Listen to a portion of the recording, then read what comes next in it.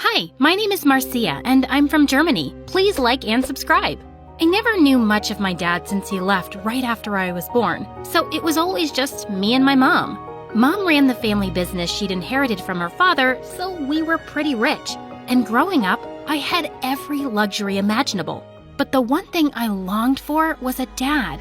I'd see other kids with their dads giving them piggyback rides or teaching them how to play soccer, and I really wanted that too. But every time I brought my dad up, it seemed to upset Mom, so eventually, I just stopped asking. On my 7th birthday, Mom went all out and booked Disneyland just for me and my friends. It was like a dream come true. But when I was playing in the massive jumping castle, I suddenly froze and fell to the ground. I can't remember what happened next, but soon after, I found myself in the hospital, and the doctor told us that I'd had something called a focal motor seizure.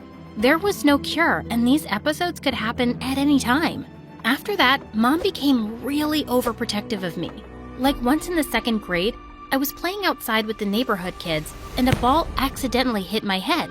I wasn't hurt, but Mom came running out as if aliens had arrived to abduct me. Who hit my daughter? Are you all morons? I want a name right now. Mom, calm down. It was an accident. Well, you can't have such accidents. It's best if you just play indoors from now on. But things got better when I went to a special school because the kids there had my kind of conditions too, and I fit in well. I was a top student, and once in the 7th grade, I came home with a really great report card, and Mom was so proud. She took me to a really fancy restaurant to celebrate.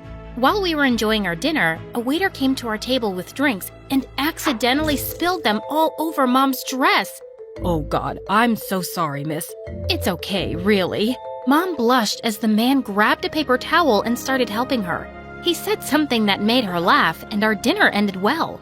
But a few days later, I found out that Mom and the waiter were dating. His name was Clayton, and well, he seemed perfect. Mom looked really happy around him, and when my birthday came around, he turned up with a homemade cake and a signed edition of my favorite book. It was one of the nicest things anyone had ever done for me, and I could totally see him as my dad. But one day, while Mom was taking a shower, I found him in her office going through the drawers. And then he pulled out Mom's safe box from a cupboard. Clayton, are you trying to steal money from my mom? What? No. Why would you think that? Because you're holding her safe box where she keeps emergency money? Why are you going through her stuff anyway? What's going on here? Clayton was trying to steal your money, Mom. Just because I'm a waiter doesn't mean I'm a thief. I think I should just leave. Clayton, please, wait. Marcia, you owe him an apology. I asked Clayton to help me organize my office. I'm sorry that you think so badly of me, Marcia, but I'd never do that to your mom. I muttered an apology and left, but after that day, I just couldn't trust him. I had a bad feeling that he was up to no good, and I couldn't stand the idea of him hurting my mom. But she just seemed more smitten with him by the day. And a few weeks later, he proposed to Mom, and she said yes. You didn't even ask me before saying yes? Don't I get a say in this? Honey, one day you're gonna leave me and live your life. Don't you want me to be happy? I do, Mom, but not with Clayton. He's a waiter, and I know he's just after your money. Just because he's poor doesn't mean he doesn't have dignity. I raised you better than that, Marcia. Clayton suddenly interrupted our conversation as he walked in with a boy my age. Hey, guys. I'd like you to meet my nephew, Kyle. Kyle started coming around the house a lot, and sometimes I felt Clayton had brought him to spy on me. Like once when I was in 8th grade, I was watching MSA videos in my room when I suddenly noticed Kyle standing by the door, just watching me. Can I help you with anything? My uncle wants to know if he should make you a sandwich. No, thank you. I rudely closed the door on him because he creeped me out. Thankfully, Kyle got the message and stopped coming around. But we were still stuck with Clayton. Mom seemed really happy though, so I tried to mind my own business. But one day when I was walking back from school, I saw Clayton sitting in his car with another woman. Oh, hi, Clayton. What's going on here? Marcia, meet my cousin. We're planning a surprise birthday party for your mom. Yeah, right. You really expect me to believe that? Of course. Why wouldn't you? Now, don't spoil the surprise for your mom, okay? I didn't believe him one bit, so I took a picture of him and the lady with my phone and started running away. But just then, I tripped over something and hit my head and ended up having an episode. I blacked out, but when I woke up, I found myself in my bed with Mom's worried face next to me. Oh, thank God you're okay. You have to be more careful, Marcia.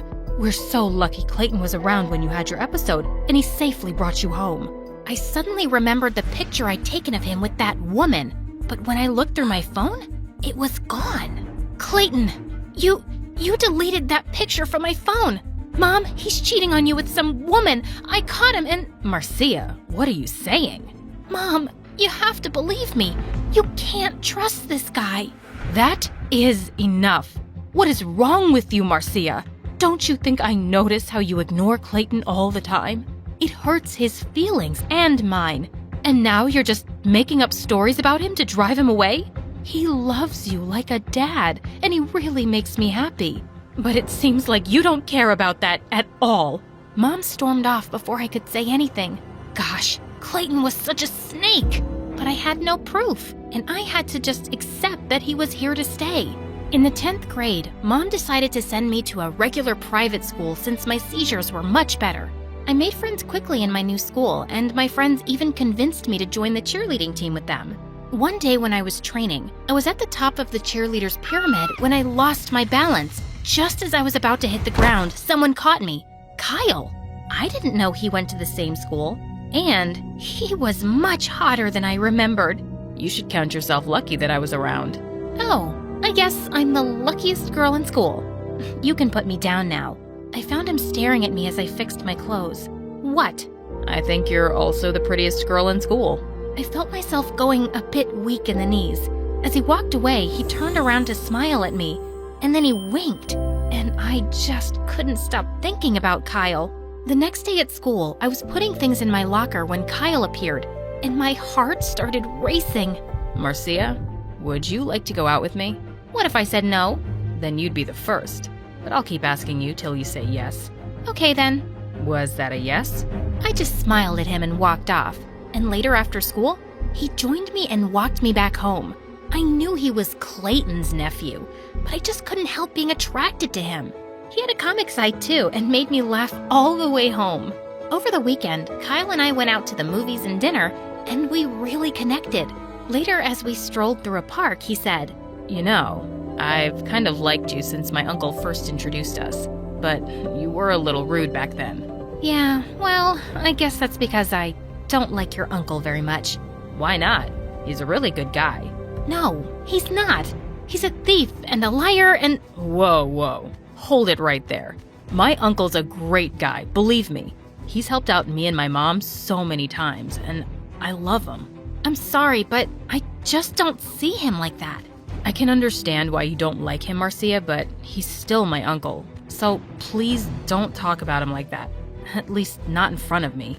Things felt really awkward after that, so he just took me home and left. But when I walked in, I found Mom and Clayton arguing.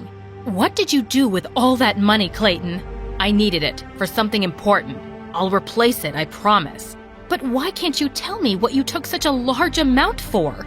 Clayton just wouldn't explain, and I'd never seen Mom that angry before. She looked like she was gonna have a heart attack. Mom, please, calm down. Let's go talk in my room. When I calmed Mom down, she received a message on her phone that more money had been withdrawn from her bank account, and she went ballistic.